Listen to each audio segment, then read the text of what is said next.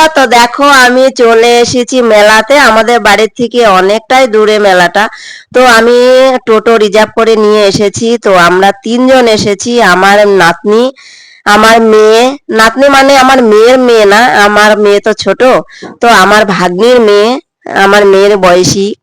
তো আমরা চলে এসেছি এখন একটু দোকানে একটা লিপস্টিক নিতে। যদিও আমি ফুটপাতের জিনিস নিই না, তবুও একটু দেখছিলাম, তো আমার পছন্দ হলো না, তাই নিলাম না। এখন চলে যাচ্ছি, চলে এলাম এইদিকে একটু।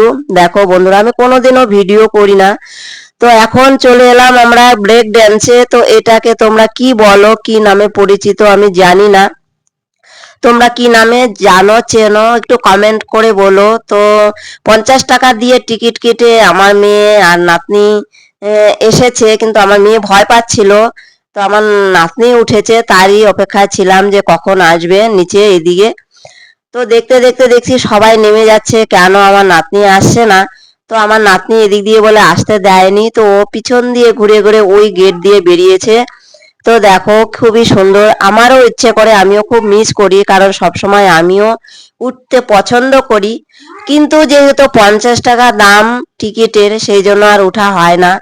তো কি বলবো বন্ধুরা, তো দেখো আবারও চলে এসেছে এখানে। কারণ নাতনি বলছে যে ওটাতে হয়নি, আমি আবারও উঠবো। কি বলবো, নাতনি বলে কথা, তাই বললাম যে চল তারে আবার উঠ। কিন্তু আমাদের অনেক, তার মাঝখানে ওকে অনেকই কেনাকাটা হয়েছিল, সেটা আমি ভিডিও করতে ভুলে গেছি। কারণ আমি ফার্স্ট টাইম আমি ভিডিও করছি, তো তাই আমি কোনোদিনও মেলাতে এসে বা কোনো বাইরে গিয়ে কোনো ভিডিও শুট করি না, যদিও ভুলে যাই। তা আমরা অনেকটাই খাওয়ার দাওয়ার ভিডিও করতে ভুলে গেছি, রিলস করেছি সেগুলোও ভুলে গেছি ভিডিও করতে। তো দেখো এখানে চলে এলাম। তো প্রচন্ড ভিড়, মানে এতটাই ভিড়। আমাদের এই মেলাটার নাম হচ্ছে গৌরীহাটের মেলা। তো প্রচন্ড ভিড়, সবাই ওইদিকে দেখো আবার ব্রেক ড্যান্সে উঠছে। তো কি করব বন্ধুরা, আমি একা একা ভোর হয়ে যাচ্ছিলাম। তো এদিকে দেখো সবাই ভিডিও করতে প্রচন্ড ব্যস্ত, মানে সবাই রিলস করছে, কেউ ভিডিও করছে। মানে মেলাতে এসে যে এত ভিডিও করছে আমি কি বলবো, সেই জন্য আমিও একটু ভিডিও করে নিলাম, যে আমার বন্ধুদের সঙ্গে একটু শেয়ার করি।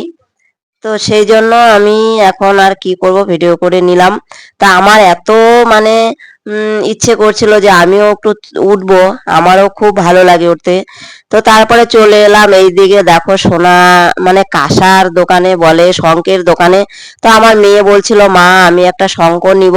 তো দেখো ফাইনালি আমার মেয়ে কিন্তু খুব সুন্দর শঙ্খ বাজাতে পারে। দেখো এত সুন্দরভাবে আমার মেয়ে শঙ্খটা বাজাচ্ছে, আর দোকানদার গুলো দেখে হাসছে, বলছে মামুনি তুমি তো খুব সুন্দর বাজাতে পারো। তাই দোকানদার কাকুটাও বলছে খুব সুন্দর বাজাতে পারে, জন্য বললো